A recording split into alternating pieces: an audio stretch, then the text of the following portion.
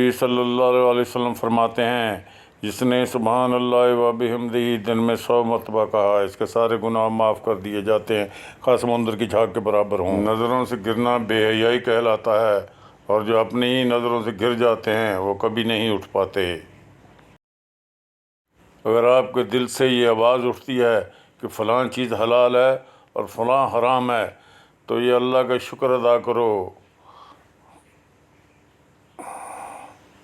دوستوں، محبت خریدی نہیں جا سکتی، یہ وہ احساس ہے جو آپ کو اخلاق و اخلاص اور کردار کی بنیاد پر عنایت ہوتی ہے۔ اخلاق کے پیچھے کردار کا ہونا لازمی ہے۔ منہ کی مٹھاس اور چہرے کی مسکراہٹ کو ہرگز اخلاق نہیں بلکہ فن کہا کرتے ہیں۔ مشکل وقت ہمیشہ کے لیے مشکل نہیں رہتا، لیکن مشکل وقت میں سب کی پہچان ہو جاتی ہے، اور وہ پہچان کبھی کوئی نہیں بھولتا۔ دوستو، اپنے وہ نہیں ہوتے جو رونے پر آتے ہیں، اپنے وہ ہوتے ہیں جو رونے ہی نہیں دیتے۔ دوستو، اللہ کا شکر ادا کرو۔ یہ نہ سوچو کہ اللہ تمہاری دعا کو فوراً قبول کیوں نہیں کرتا، یہ شکر کرو کہ تمہارے گناہوں کی سزا تمہیں فوراً نہیں دیتا۔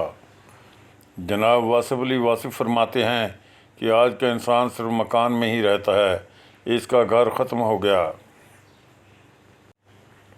دعا ہے کہ اللہ پاک آپ پر اپنی خاص رحمت نازل فرمائے اور تمام ناگہانی آفات، بیماریوں، نقصانات اور رنج و فکر سے آپ کو محفوظ رکھے۔ نبی صلی اللہ علیہ وسلم نے فرمایا جو تم سے تعلق توڑے تم اس سے جوڑو، جو تمہیں محروم کرے تم اسے عطا کرو، جو تم پر ظلم کرے تم اسے معاف کر دو۔